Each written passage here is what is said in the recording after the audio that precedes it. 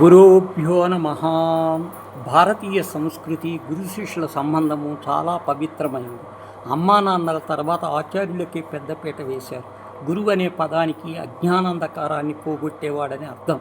వేదాల నుంచి ఉపనిషత్తుల వరకు, ఇతిహాసాల నుంచి భక్తి సాహిత్యం వరకు ప్రతి చోట గురుత్వానికి ఉన్నత స్థానం ఉంది. ఆచార్యవాన్ పురుషో వేద అని ఛాందోపనిషత్ చెబుతుంది. అంటే గురువును ఆశ్రయించిన వాడే నిజమైన జ్ఞానాన్ని పొందగలడని అర్థం. గురుతత్వాన్ని ఉన్నతముగా ఆధ్యాత్మికముగా ప్రతిపాదించిన గ్రంథాల్లో గురు గీత విశిష్ట స్థానం పొందింది. గురువుకు ఎందుకు ఆశ్రయించాలి? అసలు జ్ఞానం అంటే ఏమిటి? మోక్షానికి మార్గం ఎప్పుడు అవుతుంది అనే ప్రశ్నలకు గురు గీత సమాధానమిస్తుంది.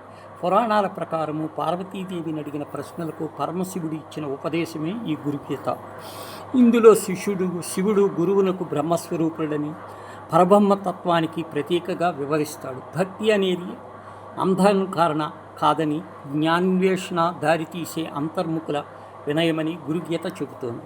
మనిషి ఆధ్యాత్మిక ప్రయాణానికి స్వయం కృషితో ఆరంభించినప్పటికీ అది పరిపూర్ణమవటానికి గురువు మార్గదర్శకం తప్పనిసరి. అరిషడ్వర్గుల వంటి బంధనాల మాయావరణాన్ని ఛేదించి ఆత్మతత్వాన్ని దర్శింపజేసేదే గురువేనని గురుగీత బోధిస్తోంది. గురువులు కేవలము బోధకుడు మాత్రమే కాదు, శిష్యుడు నిద్రాణముగా ఉన్న చైతన్యాన్ని మెలుకొల్పే జ్ఞానదీపం.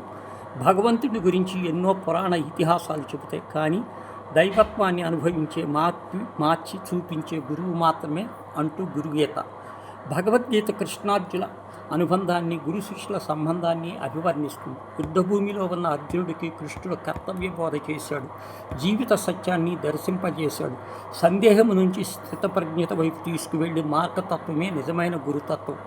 శిష్యుల సాంప్రదాయం గురించి ప్రస్తావనలు వేదాలు, ఉపనిషత్తులు, పురాణాలు, ఆధ్యాత్మిక గ్రంథాల్లో కనిపిస్తాయి. జంతువులు, పక్షులు, మనుషులు సమస్త ప్రకృతి నుంచి జ్ఞానాన్ని గ్రహించవచ్చు దత్తాత్రేయుడు చెబుతుంది.